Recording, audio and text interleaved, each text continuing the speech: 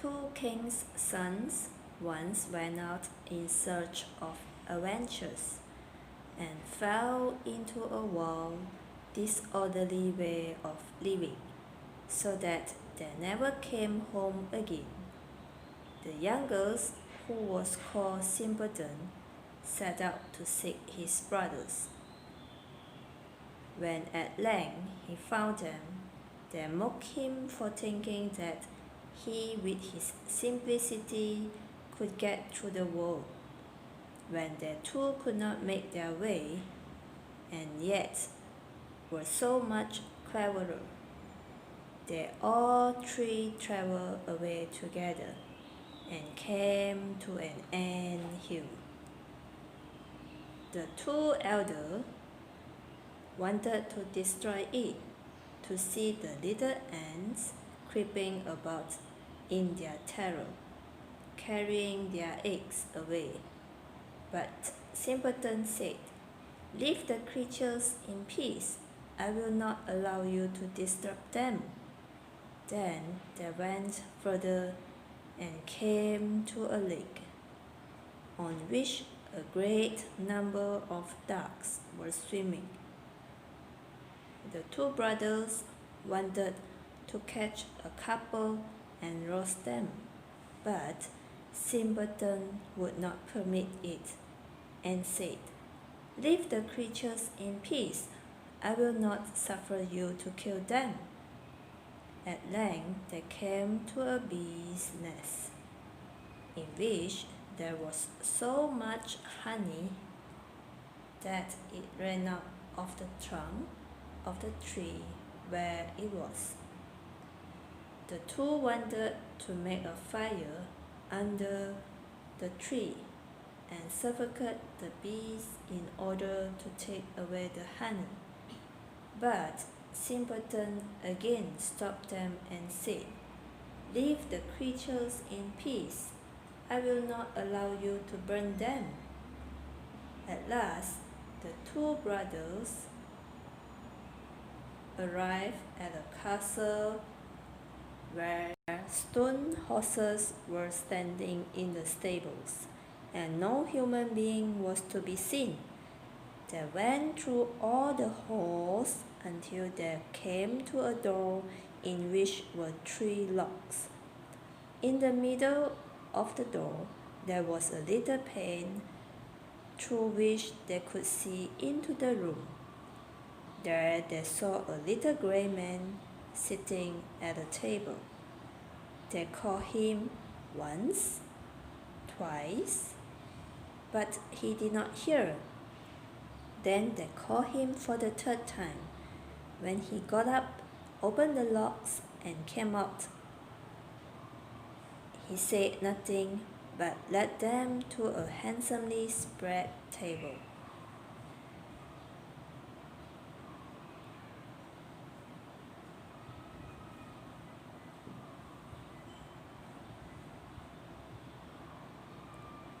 And when they had eaten and drunk, he took each of them to a bedroom.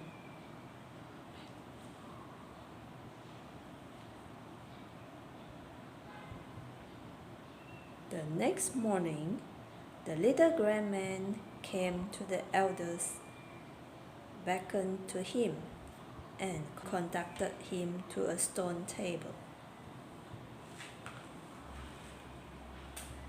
on which were inscribed three tasks, by the doing of which the castle could be delivered.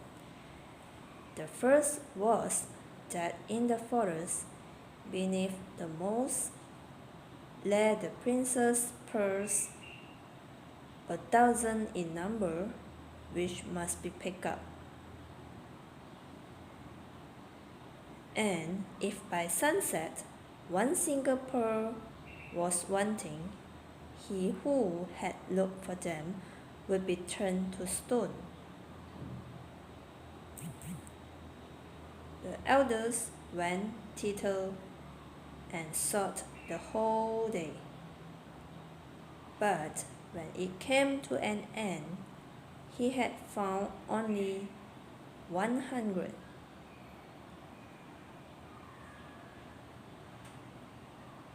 And what was written on the table came to pass. He was changed into stone. Next day, the second brother undertook the adventure. It did not, however, fare much better with him than with the elders. He did not find more than 200 pearls and was changed to stone. At last, the turn came to Simpleton, who sought in the most, but it was so hard to find the pearls, and he got on so slowly that he seated himself on a stone and wept. And while he was thus sitting, the king of the ants, whose life he had once saved, came with 5,000 ants, and before long the little creatures had got all the pearls together and laid them in a heap.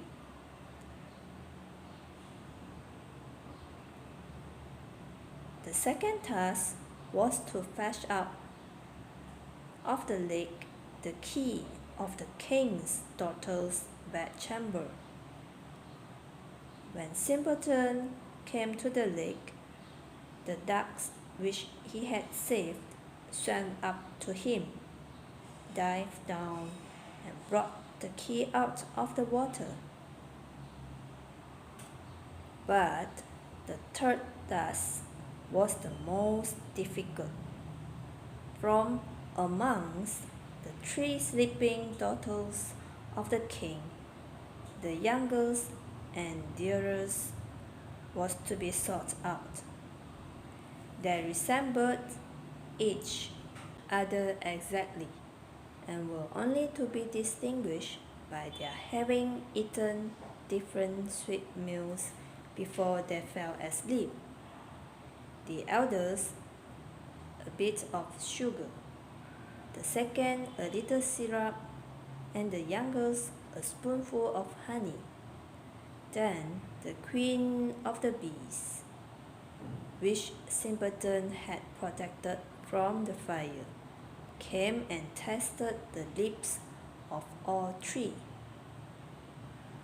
At last, she remained sitting on the mouth which had eaten honey, and thus the king's son recognized the right princess. Then the enchantment was at the end. Everything was released from sleep, and those who had been turned to stone received once more their natural forms. Simpleton married the youngest and sweetest princess, and after her father's death became king, while his 2 brothers received the 2 other sisters.